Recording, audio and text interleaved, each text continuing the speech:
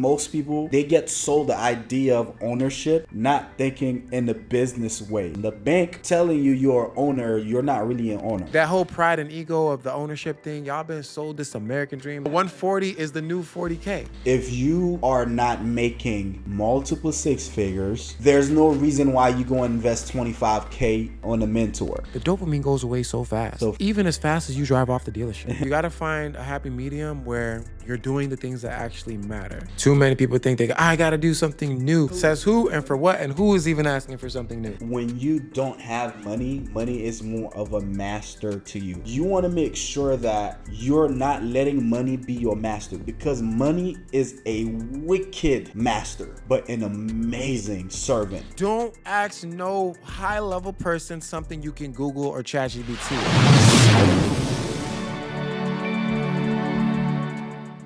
What up, what up, what up? Welcome back to another episode of the Dilly King's podcast. I'm the boy, Dilly King 850, and I got my boy here with me, Mr. GWB. What's going on with it? Let's go. Hey, man. Off the top, this is the first episode of 2026. We're in the new year. Yes, Lord. And I just had to, shout out God that we actually made it to another year. You know, we done seen some people just pass away tragically, you know? Even, a recent one I thought of was somebody wealthy and affluent, boom, didn't even make it to the new year. But I just got to shout out God, take that second to just really appreciate life. We made it to the new year, man. And your birthday just passed, your wife's birthday just passed. You still, celebrating. Passport stamped, Yeah, for sure. Yeah, so man, how was your trip? I talk about mine. You just went to Colombia too, man. Yeah, man. We just had some fun. Mine was definitely lit. For my birthday, we went to the Bahamas. We've been there a few times before, but this time it was different because of our people that we were with.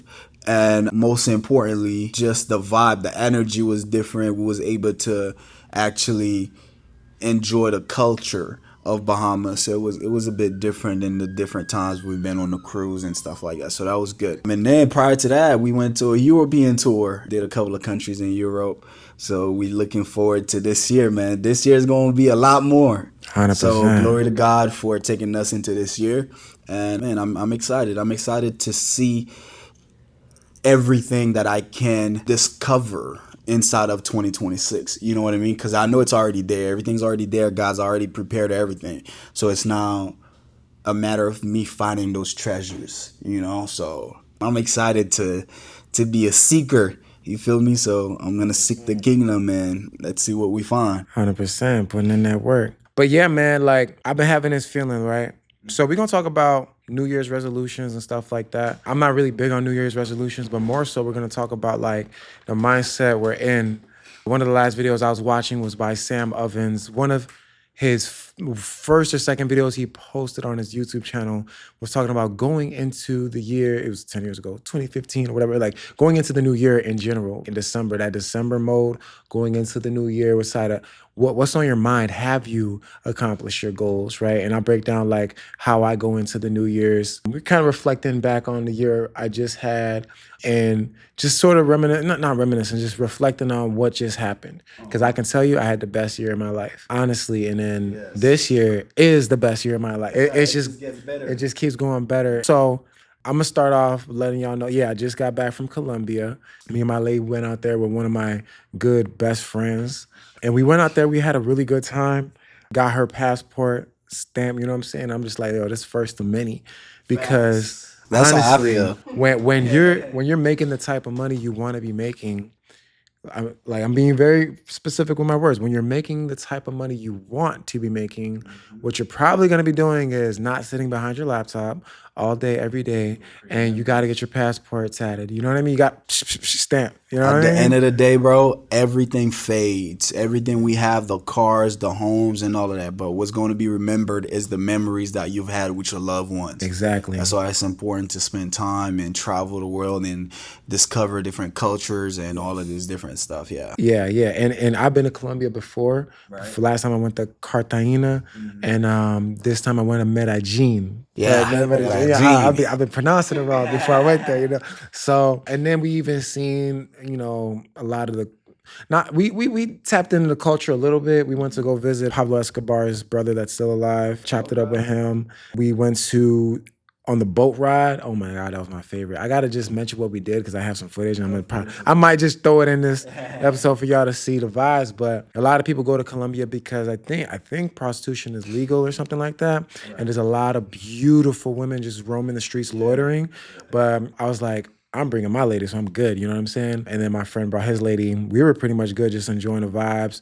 So the boat rides, and then her experience was more important, is seeing her reaction, like being able to tap in Bro, with the that culture. makes me happy, bro. Yeah. Seeing your lady just enjoying herself and just a new scenery or just new experiences in general. Yeah. And that alone is part of the trip for me. That was it. You know what I'm saying? Like it was like I really want, honestly, a travel partner, somebody I can hit all the 50 countries, 100 countries, wherever it's gonna be, that is in my future. So might as well see if we're compatible to travel. No, for sure. You know? For sure. Compatible to travel. For That almost sure. rhymes. So end of the day, that was my vibes. We gonna get right into it, right? So it's like, why did I choose to do like a trip like that at this time? Because a lot of people are locking in Q4. Got one more sale the last New Year's Eve, right? Like numbers on the board, reflecting on your numbers. How did business go? So that's what I was doing. I wanted time to think. I'm not really going to the club on New Year's. My whole life, my mother dragged me to church midnight, for New Year's Eve. In my 20s, cut that out. I'd rather like sit, watch Netflix, watch a movie, like literally watch a movie. Because when I stopped going to church, started going to parties and stuff. Well, once or twice. It only took one time at a club, maybe 2 house parties. And I was like, never. Right. That New Year's ain't Eve, for me. I'm not celebrating New Year's Eve. Like, I'm a grown man. One, I'm an entrepreneur. The calendar's changed. Half the time, I don't know it's an actual holiday. I only notice because the banks are closed and it's an inconvenience for me because I work with banks. Somebody made a post, right? They said, like, the whole idea of New Year's Eve, it's like somebody did it's marketing, just kind of like Valentine's Day is marketing, marriages are marketing. Like, so it's like, bro, the calendar is changing. Yeah. It's a mindset reset, right? What's your take on it? There's 2 takes. The first take is when you said, it's a calendar change. One of the things that I've learned a couple of years ago was we're not in the actual calendar year that we're supposed to be in. Like the year doesn't start in January. It really starts, I believe, April. I'm not 100% sure. If you guys are watching, you could just go and verify. But it was changed in the early, centuries before we got the calendar that we have now. And that's why not Egypt, I believe it is Egypt. Is it? They still are they're still in 2016 now, or 2017. And we're in 2025. Because they didn't subscribe. They didn't, to the colonizers and things like that. So that's one point of view of it. But my personal point of view is I start my new year whenever it's my birthday. Same. Yeah. So that's something that I've been doing the past maybe 2-3 years. Every December 6th, I start a whole new year, and I include the new habits that I want to have for that year. And I also remove all the habits that I had, all the bad habits that I had acquired on that previous year. So to me, my take is I don't subscribe to January 1st. If for me, I still go to church on the 31st, New Year's Eve, and I welcome it until the 1 o'clock, because you're part of the society and whatnot. But in my mind, I don't subscribe to it. I honestly start all my New Year resolutions, all my new habits, all my new good things that I want to do, I start them on December 6th. So that's my take on that. So if you're a person that's watching this, try that. Maybe it might work for you because it works for me. Yeah, I know one thing I did last year, starting January 1st, I hit the treadmill. 2 miles. I did last night. 2 miles every morning. Well, not every morning. So I was trying to see how many days I can do in a row. And then if I traveled and then didn't have a gym at the location and whatever, got a gym membership. But I did successfully do 100 days at the gym last year. Wow. Right. And I never, every time, it's funny because you don't do these things for social media, but the idea that, I got to hit these 2 miles, and document it. Yeah. I was documenting for myself for the most part, but I hit the 2 miles, post a little story, save it in the highlights, like boom, whatever day it is. People do those challenges all day, like a 75 hard challenge. So that's one thing. Like it could be a thing, a reset, new year, new me type of thing, whatever. Like you hear it all the time, that's burnt out. But I definitely did that for me. And then definitely wanted to cut out some habits. So when I'm traveling for New Year's Eve, it's more so we didn't go to Colombia to be in the clubs or whatever. Definitely missed the fireworks because while I was just like pretty much chilling. I just want to point out that Marco made a really good point that the See, I told you, I told you needed a mic. Yeah. like when everything is dead, Yeah. it's cold. Yeah. Like the New Year should be in the spring. Yeah, that's when it starts. That's the whole point. That's like a mind. Yeah. Fuck. Like, Yeah. why are we celebrating? Nothing's new right now. Nothing. Everything's dead. Oh, yeah. So the springtime, like It's when life is, That's when life starts. yo, that makes so much sense because it be cold as hell. Imagine like the ball dropping. Everybody's like, nah, everybody's in Dubai with it now. Like they done took over. Like Dubai's a new hot center for like Yeah, if the you New check, Year. you'll see the exact date when, like, prior to Europeans actually changed the date, what the previous calendar was, and I think it started in April. Right.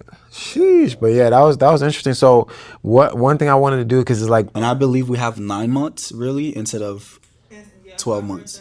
really? Yeah. I don't understand that because honestly, but honestly, it's like why does it feel like 90 days of this sort of weather and then 90 days of this sort of weather? I know the weather's not the same in every state, but it's like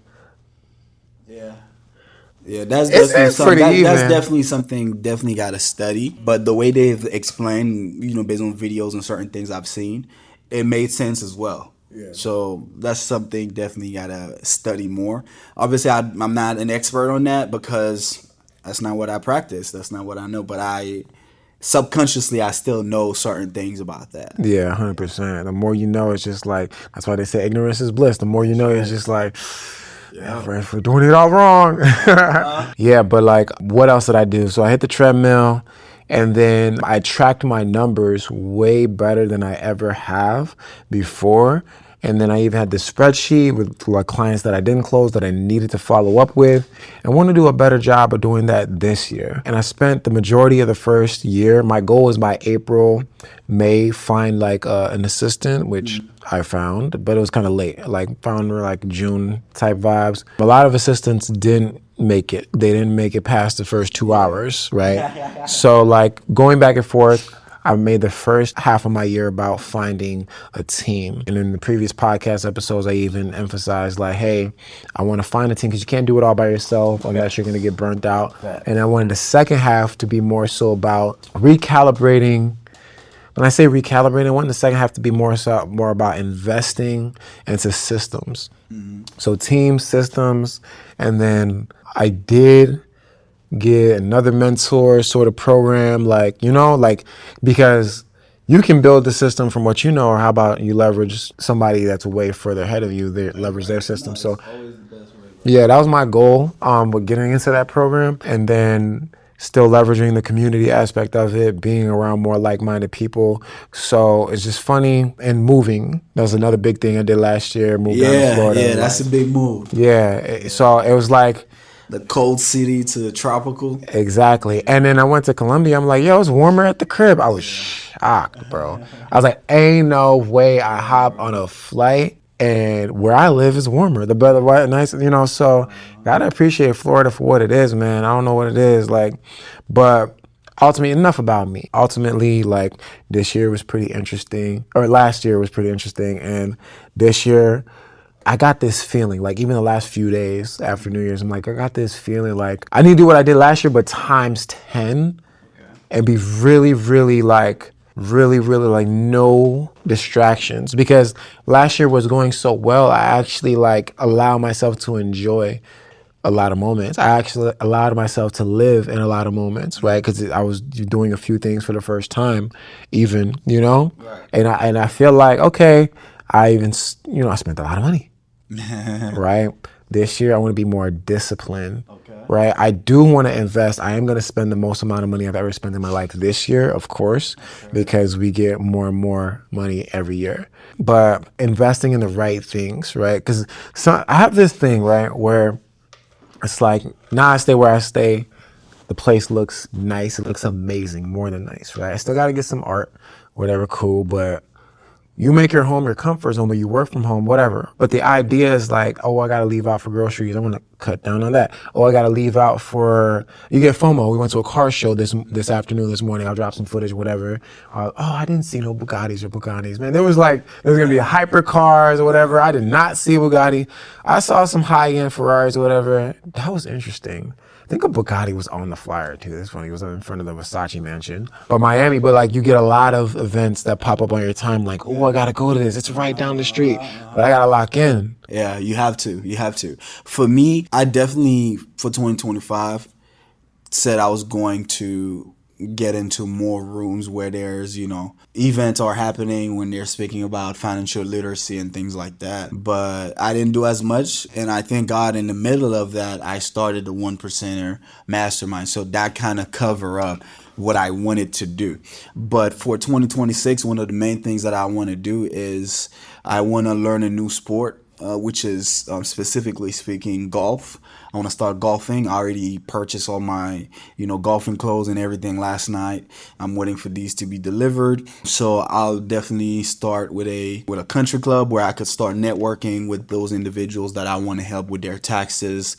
And most importantly, I want to learn how to play an instrument or maybe learn a new language as well. Yeah. So I'm thinking maybe guitar or learn Spanish. I definitely understand a lot more of it because I speak French. Right. But I want to actually speak the language, Yeah. So you that's speak 2 or 3 languages right now? Right now I speak 3.5, kind of. Yeah. So I speak Creole, French, English, and Patois, Jamaican Patois. So Spanish, Spanish is next. So let's see. Yeah, I was out there in Colombia and I was mad at myself because I had the opportunity to buy those AirPods 4s that can just translate the joint live. Oh yeah. And then I was like, bro, I should have just got. Cause I be forgetting I have cash back on some of these cards. Yeah. There's cash back from cards I ain't used in years. I should have just bought them for like $400. But then at some of the restaurants, we was just like, no pickles. It was getting stuck so many times. Yeah. But that's why even one of my goals when I was younger, I was like, I want to live in a Spanish-speaking country. Yeah. For at least Florida, 6 bro. months. So I'm Florida's forced a to country of its learn. own. You know what I'm saying? I want to be forced to learn the language. Yeah. And it puts you out of your comfort zone, and then you find a different version of yourself. What do I do in these situations? You feel helpless. No, it's like one of the waitresses was trying to tell me how to say silverware or something like that, something I was asking for to go. And she saw that I was just green. I wanted to say something. Yeah. So if I'm there forced to learn a language, I feel like that's a good exercise. For sure. Yeah, definitely exercise the muscle of the brain. Yeah. The brain is definitely something you want to continuously working on, and you don't want to just live it just blank. You know what I mean? Because that's how people, obviously because of the things they're consuming as well, but if you're not exercising your brain, that's how you just get into Alzheimer and you're forgetting stuff and different things like that because you're not actually putting the muscles to use. But yeah. Yeah, that's very important because can you imagine the brain can do so much. So much. We have people that are 15 months old. They can do things if they have the right parents, right? You would be surprised of what your brain is actually capable of. Right. But technology these days, man, it had dumbed us down. Now ChatGPT is doing half the heavy lifting on our, brainstorming, right? Coming up with equations and these solutions, and now it's easier than ever. So our brains, our muscle memory, all of that is just getting weaker and weaker and weaker. Because of technology. But if you go to if you take it back to the old school days where travel to a different country, put your phone away, you know what I mean? Less social media. That's a goal of mine as well. I'm not saying don't take footages because obviously you want to keep some of these memories with your spouse and stuff like that. And if it's as an entrepreneur, most of your trips should be business trips. So you definitely want to record some business meetings, some business videos to stay in compliance and things like that. But for the most part, you want to make sure you put that phone down. Enjoy your time with your partner, and not just with your partner, but with yourself.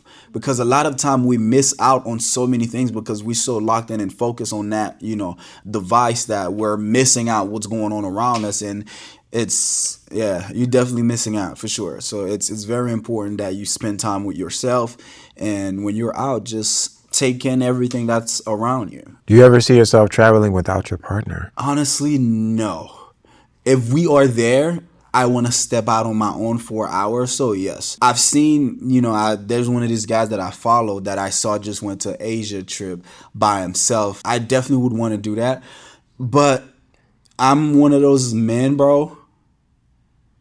When it comes to restaurants, when it comes to searching for stuff, I don't want to do those research. And I want my wife to be there and like, yo, I got you. All right, what you want to eat? I'm like, this is what I want to eat. And she'll go look at the reviews and she'll go this and shit. Like, I need that structure. For me, if I'm traveling, bro, all I'm going to be doing is excursions. I'm going to be on the jet skis if I'm in a Caribbean country. I'm going to be on the, skydiving. That's all I care about. I care about fun. And I need that person that's going to, make sure that we eat, that make sure we stay in shape, and making sure that, we spend time with each other and create memories. So I don't think to go on a full trip by myself. I mean, again, if we're talking about like a quick 1, 2 day, 3 trips, you know what I mean? Then I wouldn't mind going by myself. But overall, nah, bro. I enjoy being around, my person. 100%. And I know some people do like masterminds. We've seen one of our mentors like going like it's like a guy's mastermind type of thing, where it's like a business meeting and there's a tax write-off and stuff like that.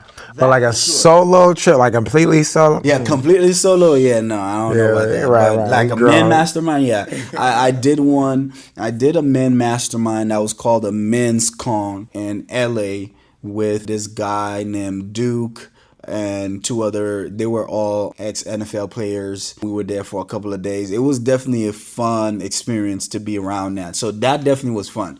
So something like that, yeah. But like completely solo in a whole foreign country, I don't know. I don't know how I feel about that. This is very specific because I know sometimes we give like general information to the public, but this year I want to get to a specific audience, right? So most people dream of becoming content creators, right? The idea of making money from your phone, traveling, doing what you love, it's the new American dream. But what hardly anyone talks about is what to do after the money starts coming in. So let's say you go viral, land some brand deals, launch a course, or start pulling in 10K to 50K months. Now what? How do you go from making money to keeping it and actually building wealth as a creator? So that's what I wanted to dig into today. The tax moves, the funding options, the structure, the plays that most creators don't even know they should be thinking about. So my first question is, and either one of you can answer this, what's the cost of waiting too long to structure things properly? One of the, especially if you live in California, if you live in Cali, or if you live in one of those high states that, tax is high, and they have local tax, they have state tax, they have federal tax. It's like you being taxed everywhere, and by the time you touch your money, you're literally getting taxed 40%, if not half of your money. So if you made $1 million for that year, $400,000 already going to the government just by not structuring your business the proper way. So what I would suggest to any business person that has an idea where they, like you said, whether they want to be content creator, whether they want to be an entrepreneur, and they are on track to making more than $10,000 a month, or really, let's say the moment your business is making more than $50,000 a month, you want to make sure you first you want to create an LLC. So you got to have your LLC, right? And then once you're making more than $50K a month with that business, you want to elect it for what we call an S corporation. So with the S corporation, when you do that, you're able to now save on self-employment tax, and then you have dividends where you could pay yourself. And most importantly, you will now an employee of that business. So you're only being taxed federal and FICA on that employee paycheck that you pay yourself, and the disbursement, you disburse it to yourself. And most importantly, you get other tax breaks and you don't pay corporation taxes on the S-Corp. So I would say getting in touch with a tax strategist, someone that knows how to maximize your tax planning and savings and making sure that you keep the most of your money, your hard-earned money. And secondly, you want to make sure that you're investing. Invest in yourself. Most important, that's the biggest investment you'll ever make. Invest in whatever is been around for thousands of years. And one of the oldest business models in the world is real estate. So you want to invest in real estate, and that also give you tax breaks. You want to invest in, since we're in the new gen, you want to invest in cryptocurrency. You want to invest in IULs. That's a life insurance policy that you are able to build cash value inside of there. You want to invest in maybe stocks and just build your portfolio very diversified, but making sure that real estate is your prime investment. And it's one of the key to build long-term wealth. If you're trying to build wealth and you're trying to save on taxes, you want to first of all structure your business the proper way, making sure that you elect your business by filing Form 2553, by filing for an S-Corp, and then from there you'll go ahead and start investing and do all of these different things. And I'll let my guy enter about investing in yourself and getting business funding and etc. But it's 100%. very important to structure your business properly. 100%. I like what you said, and I like the idea of investing into real estate. Even before we got here, somebody was talking about, he just made a post about he had a condo at one of the top spots to have a condo in Miami. I think it was the Panera Tower or Panamera Tower or something like that. These $1 million condos, right? And now, after 3 years, used to be $1 million, is now at 600,000. Right. And I was like, oh, I got to listen to this because I don't want to be scrolling all day, but I had to watch that one. And he was talking about the property values dropping dramatically, and you got to know your numbers up front. Even if he wanted to rent out that unit that he was had a mortgage on, does the numbers make sense with the HOA fees and all this and that, right? I was like, you got to remember this too, value and this and that. He was looking at his neighbors dropping the prices and barely selling and then selling at a loss and this and that, right? When it comes to real estate, that is a good, in my personal opinion, a good way to park wealth and then get those tax write-offs and this and that. The way I started my business, it was because I was trying to get into real estate. Should have kept at it, I know. But I was doing my research. How many times I Google how to create wealth, how to get money, this and that, and real estate was just at the top 2 categories, right? Top 2, forgot the other one, right? Yeah. But at the end of the day, I was like, all right, I'm gonna start off wholesaling, getting deals under contract. Because if I can at least get somebody's signature, that signature is worth thousands. Yes, how can I make an offer, structure a deal? So, and then, so just understanding stuff like that. So getting into wholesaling, but going down that rabbit hole when I didn't have enough money to actually, I got the houses under contract, but I didn't have the money. What did I do? I focused on my credit. No matter how rich you are, I'm always suggest you focus on your personal credit. If you're living in these United States, you better. You know what I mean? Better. You know what I mean? Because ultimately, when you're able to leverage your personal credit, then you can find the money, you can get the money, you get access to the capital to do the type of deals you want to do, whether it be real estate or any other investment that he just named. So by the time you're new to wealth, you're new to money, you're getting more income than you even predicted you would even make, you'd probably want to make sure you're using some of that money, build up your personal credit, whether you're doing a pledge loan a couple times.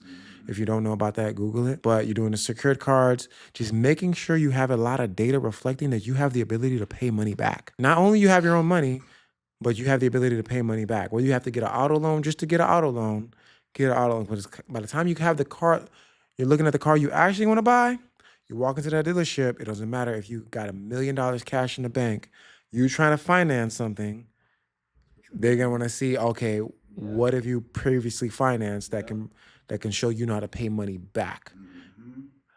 Think about it like this. It shows that you're trustworthy. It shows that you're trustworthy because you having $1 million in a bank doesn't show that you're trustworthy. That could have mean you stole $1 million. You came up on $1 million. It just ended up in your bank account. And then people know how to manipulate cash flow these days. Somebody could have borrowed you that $1 million. But if you got $1 million in your bank, your credit report should reflect a $1 million person, $1 million habits. So everything, success leaves clues. These are breadcrumbs. Your credit report says a lot about you. Yep. So in my personal opinion, when you're new to money, you start focusing on your credit, still invest in your credit, building up your credit profile. Then you go get those LLCs. LLCs plural, right? Get 1 or 2, maybe 3 if you really like money. And then by the time you actually want to borrow some money, you probably want to use your LLC. Get the business credit card attached to your LLC. You're still responsible for it. You're still gonna have to personally guarantee for it, but at least you get to hide debt so you can manage the capital you have access to a lot more easy. You can go to 10 different banks and get access to capital because you're hiding debt out of sight. It's not even reporting on your personal credit report. From there, I want to touch on, okay, how do we end up getting into real estate? Because that's almost a no-brainer thing to do. Real estate, stocks. I could touch on each one of those. When it comes to real estate, for example, well, let's say you just end up with a lump sum. You don't want to just dive right into real estate. Right. A lot of people, I hear so many people saying, oh, I want to get a house. I'm like, why? Bro, why They're renting. Why? Is a house in that? Oh, so the first question I asked, just making the assumption, oh, that's going to be your first investment property? Oh, no, I just want my own thing because I've been paying rent my whole life. And I realized, oh, it could have went to paying down a mortgage. I'm like, all right, let's break it down. You want to pay down a mortgage, pay down some equity, right? Just to feel like you own something. First of all, the bank holds the note. They own that property. They can kick you out anytime that you're 15, late. 30 years, you don't pay taxes. Even if you've done paying it off, you don't pay your taxes, they're able to take it back. So the whole feeling of ownership, because you want to sign, you want your signature to go on a mortgage, which is kind of like the definition of that. It's kind of like till death or whatever.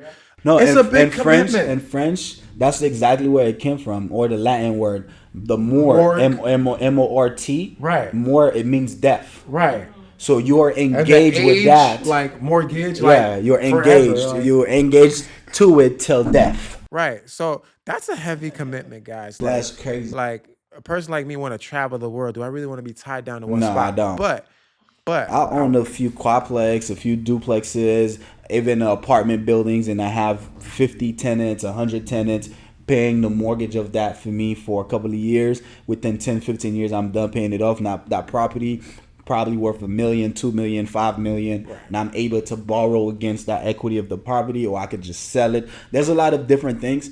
I feel like most people, they get sold the idea of ownership, not thinking in the business way. Like, think as the business person. The bank telling you you're an owner, you're not really an owner. What you want to do is invest in a asset that is producing cash flow. If you own a quadplex and your mortgage is $5,000, $6,000 a month, and then you have 4 people in there, and each paying of them paying $2,500. $2,500, so you got about $8,000 coming. So out of that $5,000 and $6,000, you got $2,000 extra monthly that's coming in your pocket, and that could be like that for 15, 20 years. And then you're paying that mortgage without money coming from your pocket, and then within 15, 30 years later, however long that note is, by that time the property value will go up. You done have tenants paid it off for you, and you still had money coming in your pocket. And then you can use that $2,000 to go rent, because when you're renting, you don't have to deal with mortgage insurance. You don't have to deal with the upkeep of the property. You don't have to deal with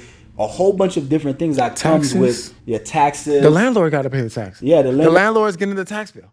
like, why would you want to? Why would you?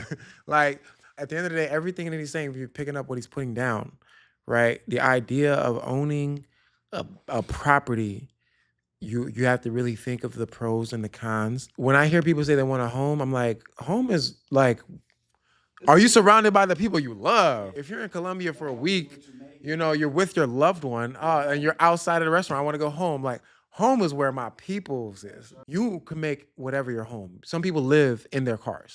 Yeah. Like, that whole pride and ego of the ownership thing, y'all been sold this American dream, which is went up from, what does it go up to, millions of dollars now? Is it $4 million to get the American dream? They're like, 140 is the new 40K. Yeah. 140K is the new 40K. That's crazy. So imagine what it means to like make $1 million. It's like, look, when it comes down to it, you want to work your way up to wealth.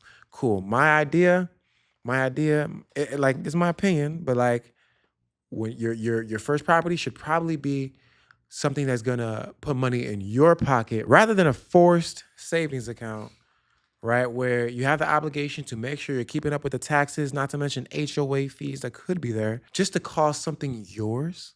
For who? Who are you doing that for? Are you doing that for you? Call some, look, man, until your cars are paid off, until your house is paid off, and then even if your house is paid off, I mean, even when your car is paid off, you still got to pay registration fees, or then what? Like, you know what I mean? Like, to the state you just got to keep paying. Yeah. So the whole, you're going to keep paying cycle, cool, make it make sense. On day one, you're investing in property. On day one, can you get tenants in there? Or within the next 30 days, can that property pay you? Yeah. The real people making money in Buy real it estate. with tenants already in there. Right. You just change up ownership. So the real people that's actually making money in real estate, they look at the numbers from start to finish, whether it's a fix and flip, whether it's the burst strategy, they're making money that first month, or like they arranged a deal where they have margin for error that they're doing a flip and they're going to refinance out. Think about the idea of refinancing the Burr method, right? Uh-huh. So they buy at 50, they put 50 more in it. They're all in at 100. They sell for 200, and then the bank will give them 70% of 200, right? That's what they keep saying, right? Or somebody is going to get a mortgage and then cash them out the 200 minus the closing costs at 30%, whatever. They're still getting the 70% of that value. They created value for somebody. If they're not going to hold on to it, but the idea of cash out refi, if you're not selling it on the market at retail, the cash out refi, you still got a note that you got to pay. You refinanced it. Now you still owe the money, you still owe the bank a few $100,000, but you got your monthly minimum payment, but then they tell you roll that into the next property, but you just got a few $100,000 tax-free, right? Yeah. You're getting the cuts. These millionaires on paper, they owe a lot of money, but they got that on auto pay. That's the whole point, yeah. They got it on auto pay. Yeah. So it's the idea, like, you're living in between the margins either way. Uh-huh. They're not so caught up in the, I own this, and that. Robert Kiyosaki is the only guy that's admitting he's $1 billion in own debt. Nothing, control everything. You want to have your LLCs, your business structured the proper way. Have your parent company in the state where it's hidden, where your name is not showing on public websites. You want to make sure that you have your trust set up, your irrevocable or your revocable trust. Having people that are professionals at each specific area that you're trying to do help you to elevate. People don't like to spend on, and when it comes to investment, they think that, just investing in real estate is that. No, maybe you want to invest an extra $1,000, $2,000 into someone that's already inside of real estate, that's already making millions or billions of dollars. Pay a course for them so you can learn more on that specific field that you're trying to invest into. Because I think knowledge is power inside of everything. So again, just some of the, strategies that you just mentioned, another for people to apply them, they have to know about it. Most people don't know about these different strategies on how they could invest in real estate, how they could fix and flip, how they could do the burr, how could they, buy properties that already have tenants. Like, it's a lot of different ways that you could invest, or most people don't even know about an IUL. Most people don't even know about how they could get their LLCs within, a year, 2 years. If their personal credit is good, they could get funding and buy an actual business, do a business acquisition where you don't have to start a business from the ground up. You could already buy a business that is already cash flowing. You could go ahead and buy a car wash. You could go and buy, a laundromat. You could go buy something that's already producing monthly cash flow, and then you just now the person that owns it. And you could also do seller's finance. You don't have to go through the bank. You could do seller's finance. And bro, it's so many different things out there that people are not looking into. They just stuck inside of that rat race. And I think the goal of this conversation is to open the eyes of those that wants to listen. So those who have ears hear, and hope you apply the words that you're hearing and do research on what makes sense for you. And yeah, I can see that being a little overwhelming. We just named so many things. And that's how I like the question that she asked was so perfect because that's all we think about all day, every day. It's like, what can we do to make sure that we're not wasting our time on this earth and that the decisions that we make are going to net us a good return on investment, a return on our time. So it's like that one idea about what's the first thing we do when we get a lump sum of money or we get approved for a whole lot of funding, right? Buy furniture. Right, furniture, flat screens, purses, all of that. You start doing stuff for other people and then you realize the dopamine goes away so fast. So fast. Even as fast as you drive off the dealership. Facts. Seriously. Facts. You might as well just test drive the car, pretend like you got it. Yeah. Have your friend record it like you got it. And then you will get the same spike of dopamine because like you're in the house, the car's in the garage. You're not, unless you got condo at the Porsche Tower, you're not seeing your car 24/7, babysitting it, right? So it's like, might as well have a poster. Like I have the car that I drive. It's on my poster, on my screensaver, but it's like, it's in the garage. It's like in the garage for the most part. Right. So it's like you got to find a happy medium where you're doing the things that actually matter. I found mine. So we gonna break it all the way down because I want to elaborate that too. So first example we gave you was real estate. How you really getting into real estate? You probably want to go out to the weekly meetings where all the real estate investors are meeting up. Half of them, they've never done a deal. They're just doing the same thing you're doing, literally trying to find good information.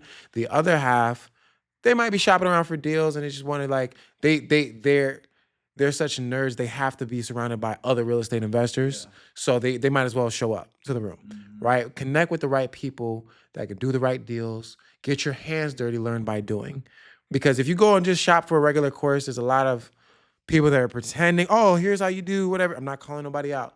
But half the people online, they're pretending they have hundreds of Section 8 rentals when they have hundreds of students paying them just for the course, right? Or do this strategy, whatever. Find out works for you. Doesn't even work for them. Like if you're ready, if you're in a position where you can swipe a credit card and pay $25,000, $50,000 for a course, you should probably, I don't know, because they're saying that they're gonna save you the mistakes of $20,000 to $50,000 by paying them $20,000 to $50,000 instead of just using that same $50,000 to dive into real estate. That's a thin line. I want to invest this year 6 figures into mentorship. I want to get into Myron Golden mentorship for $50K. I want to get into the higher one that camera shut off. We keep going because we got to back up. You know what I'm saying? Yeah. So he says it's a thin line.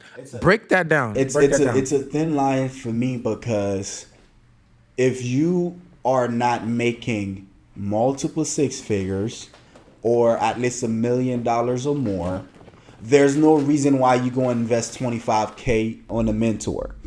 Start a business first. Start a business, go to trial and error, you could even buy small courses, okay? But paying for a mastermind when you have nothing to mastermind on, it's ridiculous. You want to buy a business. You want to start a business. And then when you get the hiccups, you find a expert in that industry that you're in to help you avoid those hiccups or those 5-10 year mistakes. So they'll save you money, but you can't save me $25,000 on a business that I don't already have. You can't save me $50K mistakes on a business that I don't already have. So that's another thin line. Most people, they go with the fear mongering on new entrepreneurs, making them feel like you can't succeed in your first business, or you can't start a business without a mentor. That is false. You can't go to certain high peak level without a mentor. But it's just like the Bible, bro. You're reading the Bible. You need a spiritual father, someone that's been doing that for years, to give you certain revelation on certain part of the books that you're reading. But you don't need the pastor from day one to teach you to open up the book for you. Like, it don't make no sense. So you want to first start. Purchase that business. Start that business.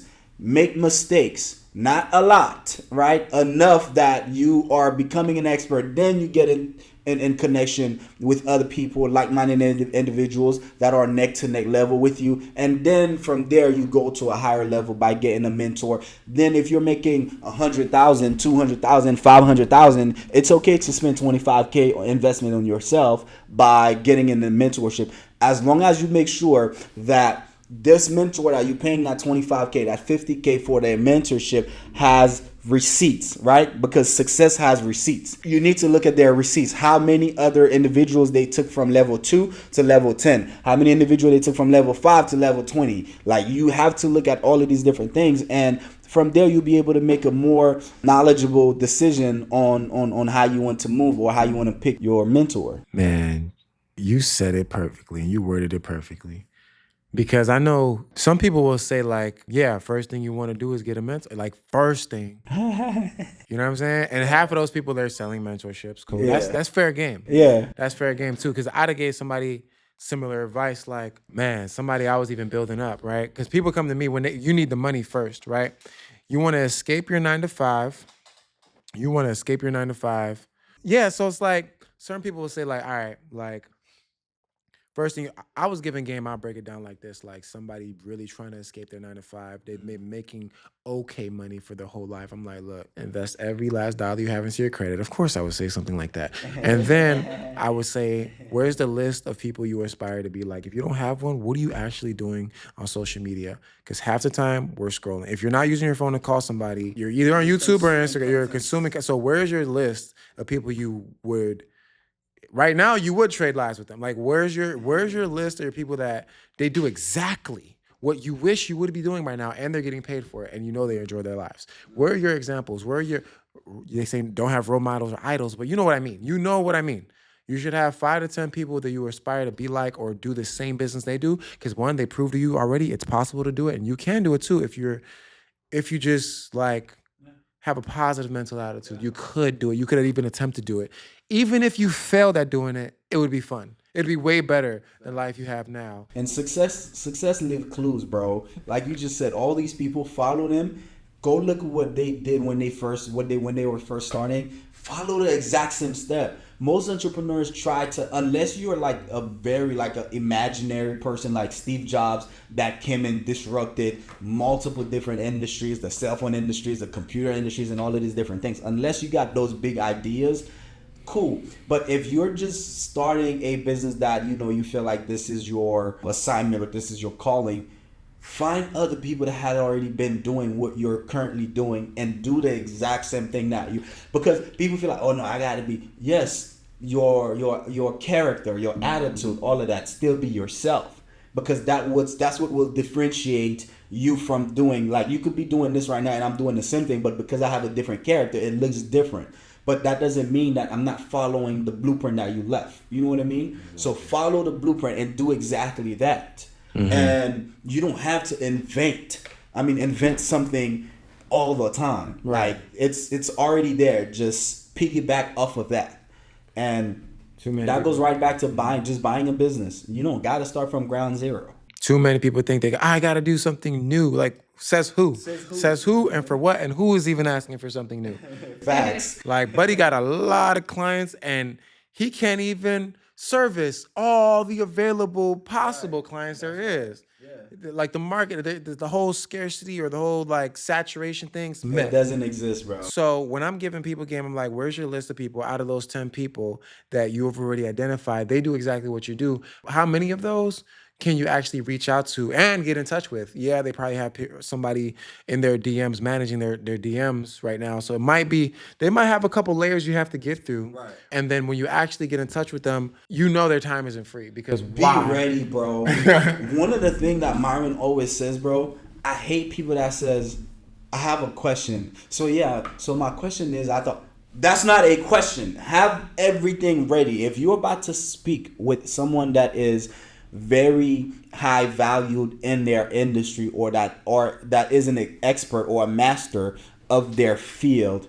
don't waste their time, bro, because we understand that our time is more valuable than money. Even if you're paying me $1,000 for one sit down or $50,000, don't waste my time. Be ready. So we have to be very intentional when it comes to our business, be very intentional when it comes to our mentor, and be very intentional when it comes to our questions. Already have everything prepared. How do you have the right questions? Why? Because you've already tried. You've already tried something. Right. Don't ask no high-level person something you can Google or ChatGPT. Oh yeah, how do I start an LLC? Why you here? Why are you here? You know what I'm saying? So the question that you even ask is gonna determine like your competence a little bit. It's just like certain people ask certain questions. Some people are completely green, right? Oh, you're starting at ground zero and you're seeking help that you didn't even attempt. You didn't even do no sort of research. It's like, is this entertainment for you? Right? Are you not entertained? Right. So the bare minimum you could do is try and fail. Try ride a bike. You probably gonna fall, scrape your knee, and then you go to the expert. Because the expert is there where you riding dirt bikes and doing flips in the air, whatever. But if you got your training wheels on, at least do enough research. Study that person. Because you're not going to ask any question that should be obvious to you if you've been studying. They're going to be, oh, that's a detailed question. All right, here's how you actually, whatever, spin your wheel legs over the handlebars, this and that, and do the flip, whatever. When you're going to ask a high-level individual, just you want to be ready. You probably even wrote the question down. But ultimately, the whole, oh, let me buy you coffee thing that's played out in 2026. Wow. Bro, that's what 2017, 20... Like, you know what I'm saying? Let me buy you a cup of coffee. And then some people will still... You know that Hard Knocks TV, he'll still go up to people and like, give me the most valuable piece of advice. And some of the people will still be joking and say like, find a mentor and ask them for a cup of coffee. That's gonna work. No, like, look, so like, don't do that. bro, no, it's played out because it's like, bro, cup of coffee. Like, what is that? You know what I'm saying? If I feel as if there's already a connection, let's say if I go to a meeting with you to certain people that you know. Right. And this is my first time meeting them and you introduce me to them and I want to do business with that person, then I could invite them to a dinner, to a coffee and things like that. But to jump in that person DM, completely no introduction already, no nothing, let me buy you. Do you know? Here's a better idea. You bring value to the table. Yep. If you feel like you don't have some in the room every time. Exactly. So it's like if sliding in somebody's DM, you're not trying to sell nothing, you're not trying to pitch something. This is somebody you look up to. For lack of better vocabularies, you do look up to this person, like because they're at a higher level as far as like financially, whatever. They've cracked the code on what you're still trying to learn. So like you want to bring something valuable to the table. What does this person value? If you know, you know. If you value money, they probably value money because they respect it. They don't worship money. It's different. Yeah. But they probably value some sort of money because money gets them more time to do things with their family and spend their time. No, I heard something powerful the other day. It's like, do you realize when you don't have money is more of a master to you? Because a master is someone that controls what you do, right? And I know people usually say the love of money, or not even the love of money. They just say money is the root of all evil, which is completely false. It's the love of money. What you want to do is you want to use your money to love people, not use people to love money. Anyways, that's another subject for another point. But this point is you want to make sure that you're not letting money be your master, because money is a wicked master, but an amazing servant. Because if you don't have any money, that money will tell you, oh yeah, your parents just died, your cousins just died, you can't go to that funeral because it's in another town, it's in another state, it's in another country. Because of you don't have money, money controls you. It tells you what birthday parties you can't go to, what funerals you can't attend, what memories you can't create. It tells you everything. But when you have it, you tell money whatever the heck you want to do. Hey, I want you to go invest yourself in there and bring me 10x. I want to go take a month trip to wherever. I want to go to my uncle's funeral today and get back home tomorrow, or the same day later on that evening. So understand that you don't want to serve money, but you want to use it as a tool. Money is a tool to get you to wherever you want to get to. And everybody that's talking about don't chase money or money, this is like, y'all broke anyways. Why would you listen to your broke mom, your broke dad, your broke nephew, your broke whomever, brother, sister, cousin, about how to use money or what money is for? You can't tell me, oh, money is the root of all evil, and then you need to borrow $50, $100, and you come into me. And then people that say they don't value, just as simple as valuing money. Because I'm saying, bring something to the table. You're gonna slide in somebody's DMs, come with some sort of value. Like, what could you possibly offer that person, right? That is more valuable to them. They already have everything they want in life. More valuable to them than money. They do what they want when they want to do it, with whoever they want to do it. So now you want to take their attention and time for any amount of time and attention. So it's like, it's probably, money can probably start the conversation, but it's probably not going to be as cheap as a cup of coffee. Might even be a few $100s. It might even be $1,000. You got to be prepared, right? So you got to be prepared. And then they probably, okay, cool. They probably have something for people like you, because if they're well known, they've established, or well established, right? People are probably throwing money at them, begging them, how do I get like you? There's probably a lot of people. How do you stick out? They probably have some sort of link in bio for people that have the same questions you have. They probably have some pre-recorded content that's called a course, some sort of product information where you can read, a website at least, where you can go, or YouTube channel, you can go do your research on this person, sort of study up, bless you, right? Sort of study up, all right, cool. After you get to the point where, before you ask your question, before you reach out to this person, you've already done your research on them. Now you're ready to really connect with them.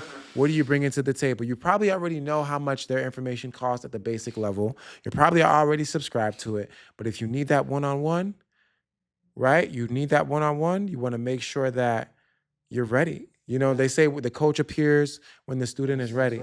But don't go, some people that's trying to spend money they don't even have. That's another conversation, but it's like, you're spending money you don't even have on a mentor.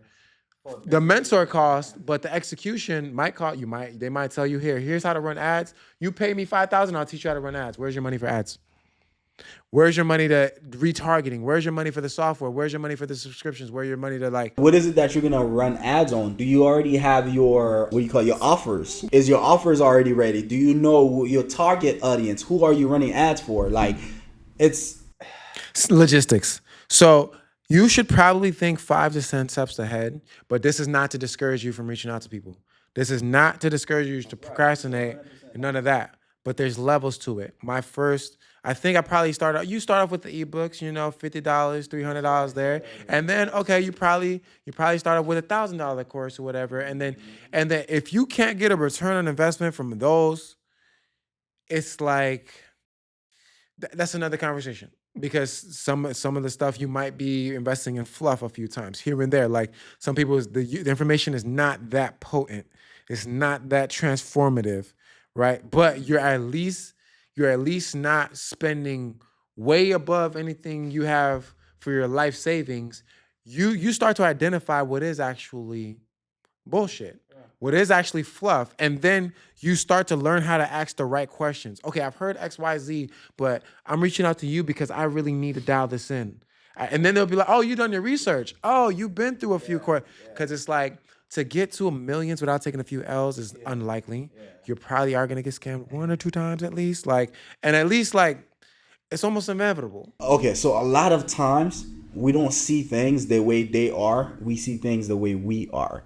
So that means that getting a mentor without the right mindset first, if you already a negative person, someone that would find something that is wrong with everything that ever existed, you do not need a mentor. You need therapy. You need books, self-development books. You need reading. You need God. You need something to fix the inner being. Because nobody could pour into you if you're not a vessel that's ready to receive. If you're a dirty vessel or you're a vessel that's already full of negativity, you want to purge yourself. You want to do like an oil cleansing, an oil change, just like you're doing oil change in your car. Then you could go get the mentor to pour the good oil inside of you. But there's nothing I could do for you if inside of you Yo, I agree with what you just said. You just said something very important. That's how I knew doing these podcasts it's gonna hit. It's gonna hit because you be saying the things even I need to hear. Because I've had one or two bad experience with mentorship. That stuff can traumatize you. It can. And it can make you not want to spend money on nobody else. Even the people that you see have overwhelming amount of results.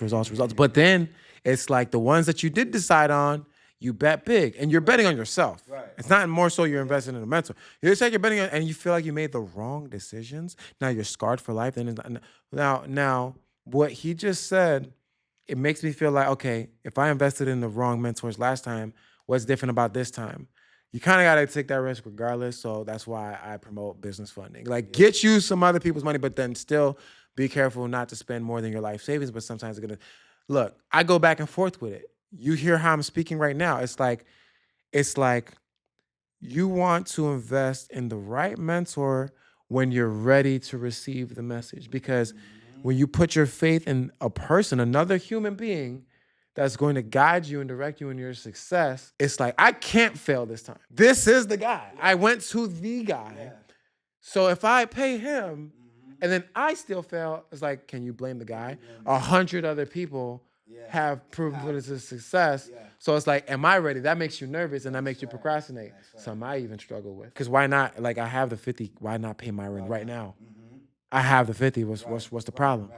But it's just like, you got to make sure you're ready first. So the biggest question I even have for myself, how do I know when I'm ready to like go with the top tier?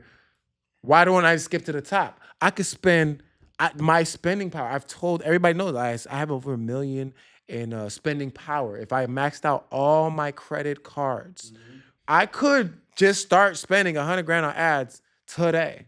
So honestly, my advice to you on that would be, first, reach as many people as you can first. So like you said, running ads and having someone that teaches you the different pillars on how to run ads and the different offers that you need to have within the business that you already have.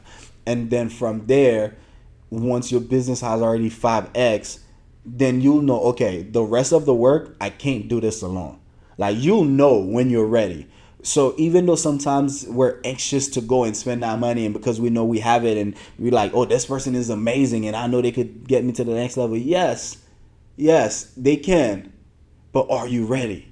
And you want to make sure you're ready. And one way for you to know you're ready is knowing yourself. You got to know yourself. You got to know, hey, am I fully committed to doing everything that this person is about to tell me? Because a lot of the things, especially Myron teaches principles. And principles is not going to say, oh, I'm going to work for Marco and I'm not going to work for Ty. I'm going to work for Ty and I'm not going to work for Crystal, right?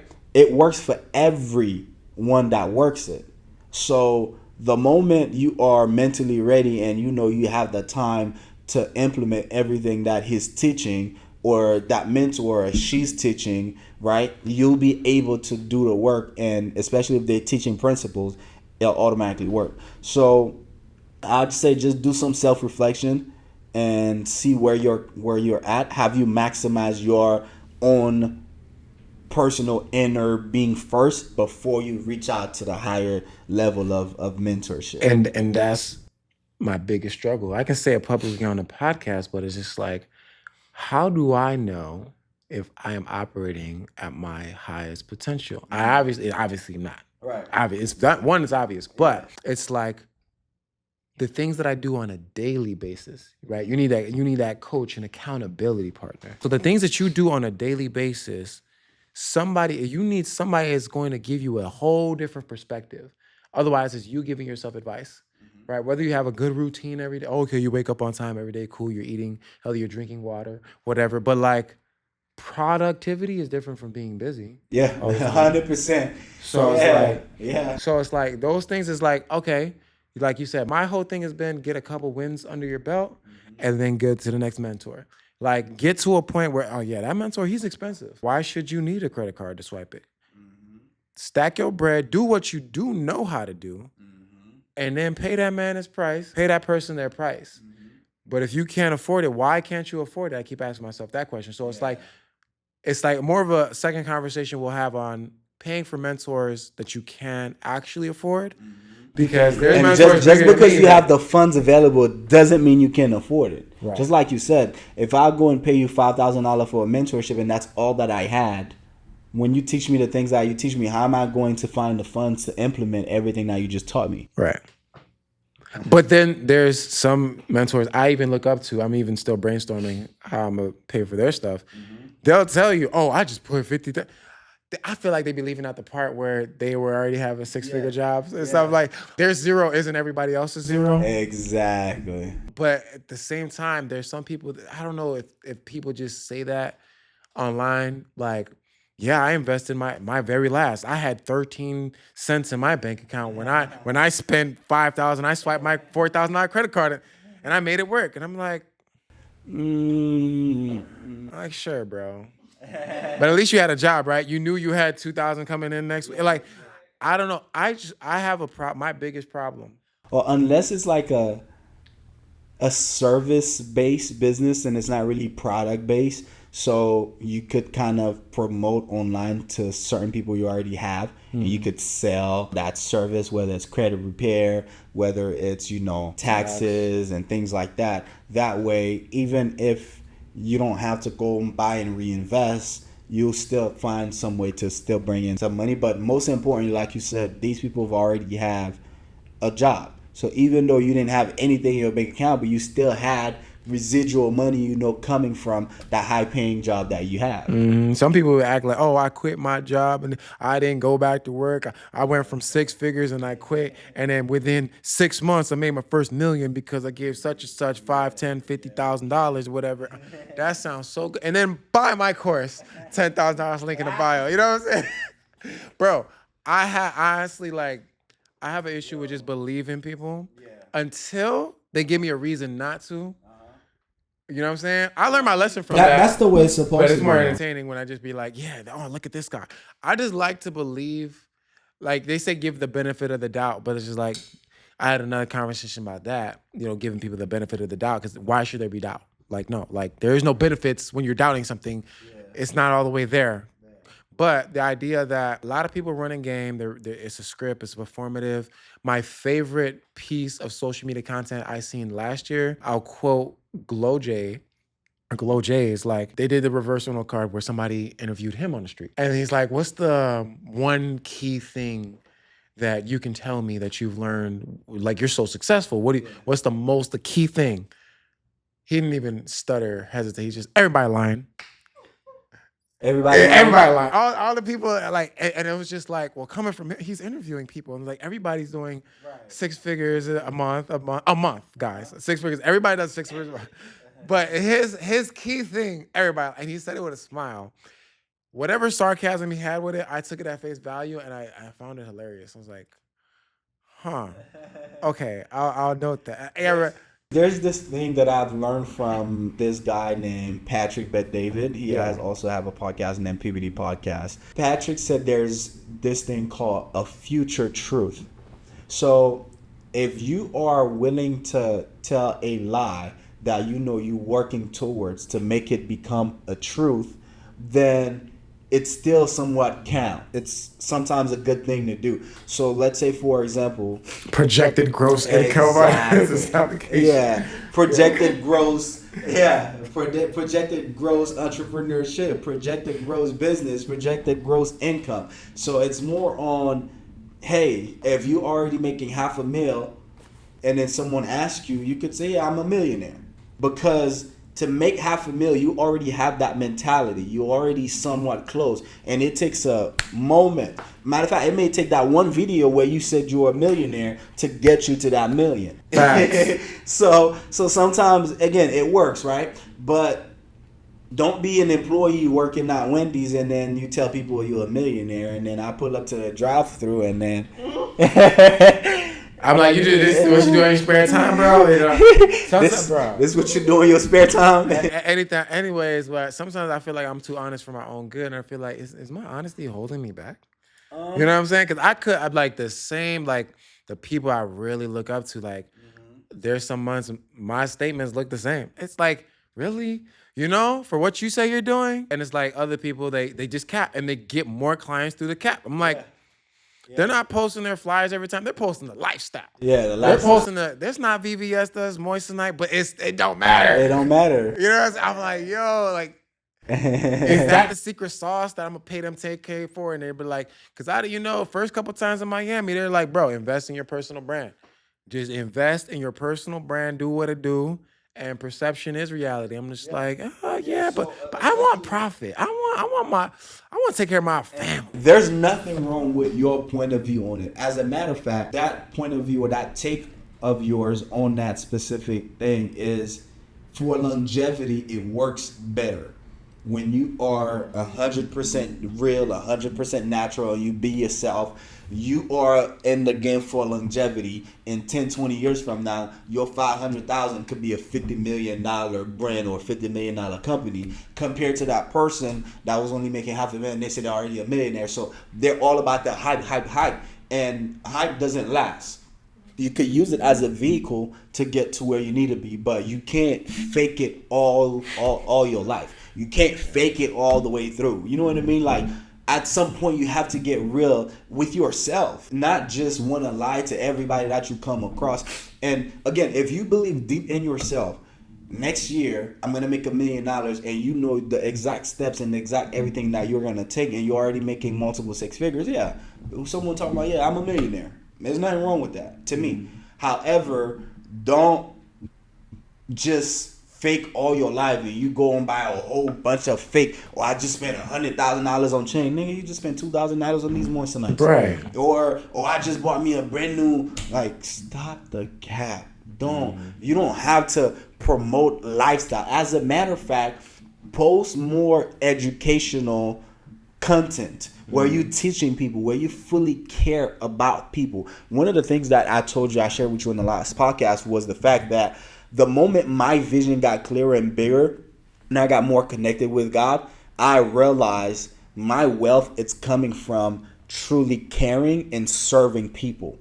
So the more people I serve, the more people I teach to put food on their table for their family, the more people that I impact their lives, my wealth comes through that, right? And then most importantly, I'm a person that I love to travel. I don't live a crazy lavish lifestyle where I need to be in the highest, the biggest cars or fast cars. I don't mind doing the private jets. I don't mind doing these different things, because again, that's still my lifestyle. But it's not what I'm gonna promote to promote my business. You know what I mean? You have to show the people the real. You can't wake up every day.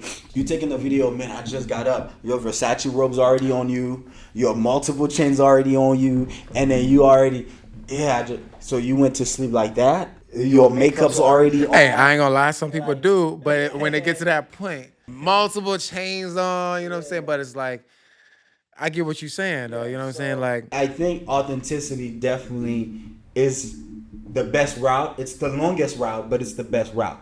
Right. So again, you could still do future truth, but if you completely capping, just stop capping. Stop the cap. You could, again, future truth, gross potential, whatever we just said. Right. You know what I'm saying? So look, we touched on a lot. We started with, hey, when you run into a lot of money, let's say like you start making money online, however you do it, you want to run into a lump sum, I'm still going to tell you to invest in your credit. Put a lot of that money that's sitting in your account, get it reporting in your personal credit report somehow, some way, so you can establish them data points, them track records of you being trustworthy with money, because your word, if especially is on paper, boom, that makes you worth twice as much. The money you have in your account, the money you have the ability to borrow and get access to. And then when it comes to real estate, do your numbers ahead of time. Do your numbers 5 times, not 3. Don't double check. 5. Do your numbers 5 times. Leave enough error for margin. Hopefully 20% margin error. You know what I'm saying? Oh, there turns out, there was a crack in the foundation, whatever. Happens all the time. Heard it before. Have a budget for your contractor to scam you and run off on you. Have a budget for that. The shit you didn't see coming, have an extra budget for that. It is going to happen. It's inevitable, bro. You cannot escape it. You cannot escape it at all.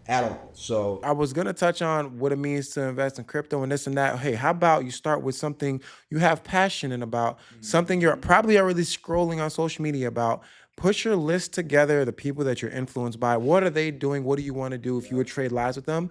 And then be prepared Be prepared to make that sort of investment by the time you want to get in touch with them. There's people that I purposely don't DM because I'm just not ready yet. I like to sort of I like to have my credit card out by the time I'm even hopping on a consultation call with most people because I want that karma too.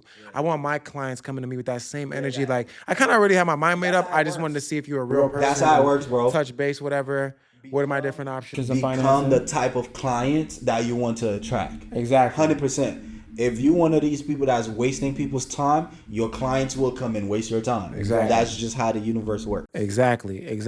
It's just a universal law. We don't make this stuff up. It's just like, if you're going to go from person to person to person, you're shopping. Oh, I'm just shopping. Yeah, all right. You know what I'm saying? Like I didn't post enough content, over 1,000 pieces of content on my social media. But at this time, people can manipulate the results, but it's 1,000 pieces of content every single time. I just seen some crazy stuff. People like literally photoshopping the amount of deletions they're getting, this and that. But it's like certain things you just can't fake. And certain things, like how many people are you gonna pay for testimonials? No, that's not happening. I know AI is really good, but it's like, no. Not only are you gonna see my testimonials, but I'm gonna show you the screenshots of the approvals, this and that. And these are genuine people. They ain't got you know what I'm saying? Yeah. Why are they gonna put their face card on there to make up a lie? Like, no. Buddy got funded $100K. Buddy got funded $300K. You can choose to believe it or not, but most likely when you're making a buying decision, you just want to know, is this really gonna work? If it worked for the next guy, why wouldn't it work for you? That's what the consultation is for. I'm gonna give you a realistic timeline. Hey, look, nobody can legally guarantee you a specific result in a specific amount of time. But I can tell you the last 100 people that work with me, these are their results. You know, and we got these reviews. That's what I can legally tell you. How it's going for my other clients, and you could be one of them. And then what are the assurances and guarantees that I have in place to make sure you don't get fucked. Right? Because why would I fuck over my name? It's hard to remove them Google reviews. No, I got 5-star Google reviews. I'm not trying to have that smoke. There's nobody on earth that can say I scammed them, I ran off and I did them dirty. No, I don't need that type of energy. Right? So when we got the last person that signed up with me, they was like, look, I like your energy. I'm gonna do more Zoom calls instead of phone calls. If you want to see me face to face, you can reach me. Right? Like, I like your energy. I was working with somebody else. I couldn't even reach with them. I like your energy. Like, this feels right. I'm like, yeah, you're investing in yourself. And all of that is data for you. It's data for you as a human being. It's data for you as a business owner, knowing how to deal with different individuals. And no matter what level you are in, still make your client feel like they're valuable. VIP. Every client is a VIP. 100%. Yeah. I'd be like, look, it's the same program. Working with me, my goal is to give people access to capital. I'm saying, like, look, it's the same program. You can get it the expedited executive package, or if you got a budget, you got a budget. To say you got a budget. I'm not gonna deny you from this opportunity, but part of this upfront deposit is a lot of cost in there. There's a cost to serving you. I got a software. I got staff. I checked my phone 2 hours ago. I'm like, apparently I spent $300 today. There's never a day that I don't notice like a little couple $100. It's software, this and that. So it's like, hey, you gotta keep the lights on. You want to be a part of this energy, what we got going on, where you can benefit from these results. You can we're in the know. We know the data points. We know the stuff that's working. So your energy, trade some of your energy, you're gonna get some of these results. And then it's a snowball effect. So to wrap this up too, it's like, cool, maybe we're not gonna touch on, know what you're doing. Crypto, you wanna follow these group chats, follow my trades and this and that. Pick one, stick to it till it works. Stop trying to diversify too early on. Pick a mentor that got undeniable results. Mm-hmm. And you said that earlier. And I said that. When you first starting, unless crypto is something that you've already been doing, don't jump on that. Once your money start overflowing, now you're looking for a different way to diversify your investments. That's fine. But in the meantime, find one thing that you grow through that. Then when it start giving you results, you get those overflowing results into different investments. That's when you diversify your portfolio. But don't just start out with 50 different investments and you barely making any money. And even if you feel busy, you're going to get a lot of dopamine for feeling busy. Right. To be able to say out loud you have multiple things going on. I'm like, jack of all trades. I call the jackass, bro. Like, get your shit, but be a master. Yeah. Master something. Yeah. Because at the end of the day, it's like, it's not, It sounds cool, like you do all these things, and sometimes I'm impressed by some of my mentors. They got a couple things going on the side, but they mastered that one thing, like king of credit, king of deletions, king of fun, whatever. And then they find out they're doing like some sports betting on the side. They start dabbling to stock tradings or whatever, and they might sneak their portfolios on their Instagram stories. But here's the thing: they already mastered their main bread and butter to get to a point where you have predictable income. Start there. Until you have predictable, you can, like a knob, you can put some more money into something and get a 5x return every time, like clockwork, because you would have mastered. You want mastery at one thing, and then everything else is sort of like extra. Because what? You're not going to be greedy. You want the outcome to just be the lifestyle that you desire. So what's the point of just chasing two rabbits? What's the point of that? Man, we touched on a lot, ironically, you know what I'm saying? I was trying to make this about, like, look, future, like, for this year, where a mentality is at, doubling down on the things that are working. Now, if you want to work with us, you know how to do that, you know. Reach out to me. I believe it is _Mr_GWB. You recovered your original? No, I still. Oh, you just blowing up on. Yeah. He's just blowing up because the energy is undeniable. Yeah. You can't keep somebody down. Facts. You can't. Because I'm looking at, I was like, oh, I ain't gonna lie, but I tell you, I was like, you you got did. your Yeah, you page did. back. You No, did. I just blew up again. I'm like, bro, shit. yeah, pretty much. Over 10K followers. I'm Yeah. like, bro. Yeah, we killing it, man. So the point is again, like you said, energy. You can't stop It's energy. authentic, man. You know. So to me, I think anybody that needs help, well, not I think, I know, if you need help with your taxes, if you want to maximize your refund this tax season in 2026, reach out to me at Mr. GWB or 888-201-3146. And if you are a high income entrepreneur, you want to structure your business the right way and save on all of your tax liabilities, this is the right space for you. We have a huge team. We have our headquarters down here in Miami, Florida. We have another facility in North Carolina. We have another one in Ohio. We have another one in Indiana and in Massachusetts. So we have different locations if you are interested, but our main location is out here in Miami, Florida. Reach out to us, 888-201-3146. Let's make it happen. 100%. And we still got the community. Oh, yeah. If you need like-minded individuals. Yeah. You know? Like, look, we're busy people. We're very dead serious about our goals, but we're going to give back as much as we can. But if you're serious, you're probably going to get in our communities. We like to leverage school.com. MySchool.com/850, where you're learning about credit and funding and how to get an 850 credit score. What you got going on? School.com / I believe Wealth Builders Network. We teach people about every different industry. So it's every single knowledge that we've acquired over the years. I've even had you on there. Yeah. So I connect with different like-minded individuals that are doing great things in their field and bring them into the community to teach our people. So if you want to learn how to fix your credit, if you want to learn how to get access to funding, if you want to learn how to save money on your taxes, if you want to learn about automations, if you want to learn about AI, we have experts from all of these different fields that come inside of the Wealth Builders Network to teach you that specific field that you want to learn in. So make sure you reach out to us, and you could be able to click the link in our bio and just do it from there. 100%. Look, this is the type of energy I already expected from this link up, you know what I'm saying? For sure. So you're going to get a lot more of these. Like and subscribe to the channel. If you want to get more episodes, comment down below what you learned from this podcast episode and what you guys want to see more of. But I got plenty more where this came from. We can go for another 5 hours, but I want this to be digestible for y'all. Have a good night. Appreciate y'all if you made it to the end. Peace. Peace out.